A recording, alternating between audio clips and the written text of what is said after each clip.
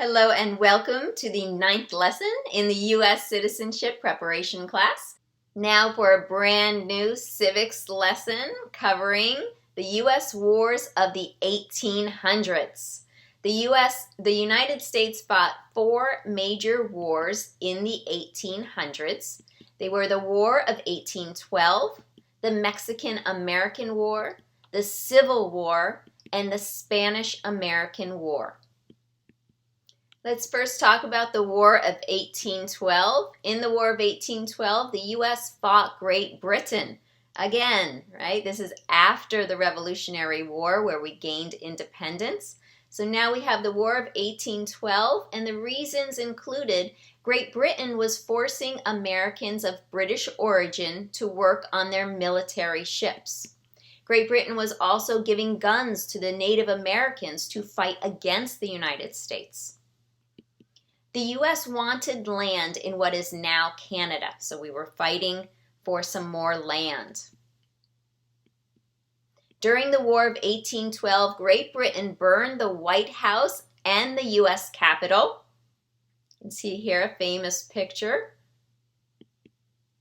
And the Star-Spangled Banner was written in Baltimore. And here's a picture of Francis Scott Key as he is on a ship in Baltimore Harbor looking at the American flag, and he will pen the poem that becomes our national anthem, the Star-Spangled Banner. Now the U.S. won the war in 1815, but it did not get that extra land it wanted up in Canada. This is the War of 1812. Now, the Mexican-American War from 1846 to 1848. The Mexican-American War was a dispute over Texas, which both countries claimed. When the war ended in 1848, the U.S. and Mexico signed a treaty that agreed on the boundary between the two countries as the Rio Grande. And in addition, the U.S. paid Mexico $25 million for California, Arizona, Nevada, and Utah. And you can see here all the land granted to the United States after the Mexican-American War that set the boundary here along the Rio Grande, and then it also extended the United States land all the way to the Pacific Ocean, okay? All the way west to the Pacific Ocean. There's a lot of land. Now, the Civil War. I am so sorry rushing through these wars. I always feel so badly because you can spend a lifetime just learning about one war. So please excuse the brevity and quickness of the lessons here. Now, the Civil War is 1861 to 1865. In the 1800s, slavery divided the nation. African people were brought to America and sold as slaves. They were forced to work without getting paid, usually under very violent conditions. The northern states wanted to end slavery throughout the United States. Now, in the 1800s, the slavery divided the nation, but African people were being brought to America for a very long time and sold as slaves. The keywords, some keywords here from this time: Civil War. A civil war is a war within a country, within the same country. Slavery is when people are the property of others. The slave trade from 1500 to 1870 was when approximately 12.5 million people were shipped from Africa, with approximately 2 million people dying on the harsh voyage. Slaves were brought to the Americas to work in fields that were growing and harvesting cotton, sugar, tobacco, molasses, and rum. You can see here, this is an example of a slave ship and the transportation of the African peoples. During the Middle Passage is what they would call it, when the transit from the continent of Africa to the New World. where thousands of Africans died due to dehydration, malnutrition, disease, and violence inflicted in response to any form of resistance. Conditions aboard the ships were inhumane and atrocious, with captives, you can see, packed on top of one another.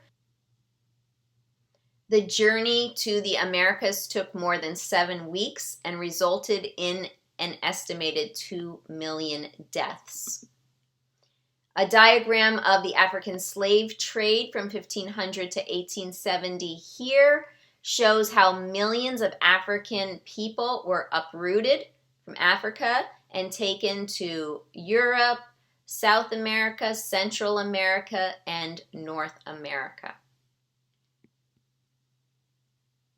Now, during the Civil War, 11 southern states tried to separate from the Union to create their own country. The North and the South argued whether or not states had the right to leave the Union. This issue of states' rights was another cause of the Civil War. So slavery was a cause of the Civil War, and the states' rights. You can see here a picture of this nation divided, where we have the Union states up here in dark blue, the border states in a lighter blue, and then the Confederate states in red. So these are the 11 states that wanted to separate from the Union. The Civil War was the U.S. war between the North and the South. Okay. The Confederate States were the 11 southern states that separated from the United States in 1861 to form the Confederate States of America. Okay. If we look quickly back at that map, you can see how the nation was divided. Here we have Abraham Lincoln, the president during the Civil War. He is known for freeing the slaves, or what is called the Emancipation Proclamation. To emancipate means to be free, to proclaim means to announce, so it's known as the Emancipation Proclamation. He is known for saving the Union, because remember, the states were being divided, and he did not want that to happen. He fought the war in order to save the United States and preserve the Union. He led the war during the Civil War. He led the United States during the Civil War. And here he is on the $5 bill and the penny. So you see him a lot around. Lincoln is one of those words you need to know how to spell. It has a funny little L here. Lincoln and Lincoln. Abraham Lincoln was the 16th president. And the Emancipation Proclamation, you do not have to know how to spell, but it was the order issued by Abraham Lincoln to free slaves in those 11 southern states. And Abe has a beautiful memorial in Washington, D.C. You can see him inside here where he sits on a big chair, and it's a beautiful memorial. Now moving on into the Spanish-American War. It was not actually in Spain, but the Spanish-American War in 1898 was between the U.S. and Spain, but actually the U.S. wanted to help Cuba. So here is Cuba down here. The U.S. wanted to help Cuba become independent from Spain because the U.S. had economic interests in Cuba. So the U.S. won the war and Cuba gained its independence. As well, the U.S. bought Puerto Rico, Guam, and the Philippines from Spain for $20 million, and those areas became U.S. territories. And that's it. That's it for the civics lesson. So let's try some of those questions. See how well you are listening. So name one war fought by the United States in the 1800s. Name one war fought by the United States in the 1800s. We can have the War of 1812, the Mexican-American War, the Civil War, and the Spanish-American War. So any one of these, whichever one is easiest for you to remember. What group of people was taken to America and sold as slaves? What group of people was taken to America and sold as slaves? Africans or people from Africa? Okay, you could say either answer. Name the U.S. war between the North and the South. Name the U.S. war between the North and the South. That is known as the Civil War or the War between the States. Name one problem that led to the Civil War. Name one problem that led to the Civil War.